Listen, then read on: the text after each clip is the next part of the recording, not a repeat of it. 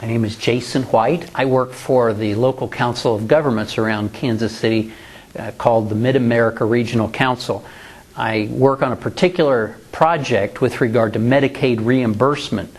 On the Missouri side, we've been on a 4-year odyssey to accomplish this project, and we're venturing in to see if it's plausible here in Kansas. The terminology of the Medicaid increase goes around a concept called a provider tax. And if you're real interested in the topic, you'll get a lot of hits around that concept if you Google provider tax. But the basic concept is Medicaid reimbursement to ambulance services is based on a matching funding program of both state funds, which in Kansas is about 35–40% of the funds, and the rest is federal funds.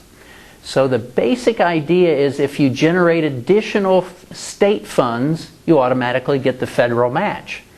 So many years ago, hospitals on the eastern seaboard determined a way of creating a provider tax, a tax upon themselves to generate additional state funds that was then used to leverage in additional federal matching dollars, at which time the entire kettle of money, both the new state tax and the additional federal funds, were provided back out to the particular healthcare provider.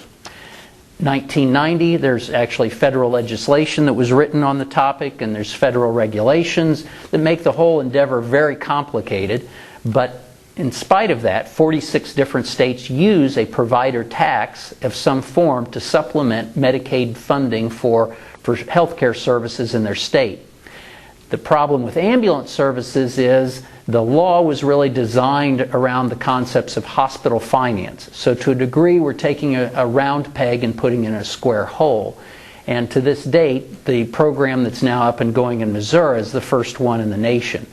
It took 4 years to develop, but it is having a return of around $10 million in additional funds for ground ambulance services to supplant their Medicaid funding. So it's been well worth the 4 years of effort. Here in Kansas, the Kansas Hospital Association has a provider tax program, which is also known as an FRA, a Federal Reimbursement Allocation. That program's been going for several years with a net gain of around $60 million. Nursing homes have gotten into it in the last 2 or 3 years. So we're in the very early stages of exploring the possibility for an ambulance service one. We're doing the data collection and data analysis at this stage.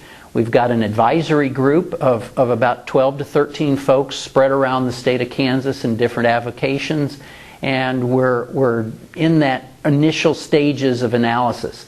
If the numbers say this will work, we'll then move into some thoughts on some policy concepts. If the policy ideas can work out, we'll end up needing to look at legislation. Don't know that I think we can look at 2013. That may be a little premature for moving the project along. But as you can tell, it's a very complicated process. But if the net gain is several million dollars in additional funds coming back to provide assistance to ambulance services for their Medicaid, it's worth some investment of time to determine how to do it, and if so, how to do it right and how to maximize its effect. If you've got any questions, happy to engage in conversation. I work out of Kansas City. My email address is jason, Jason, .white, WHITE, 3254 @gmail.com. Or you can call me. Email's much better, but you're certainly welcome to call me at 816-215-8524. Thank you very much.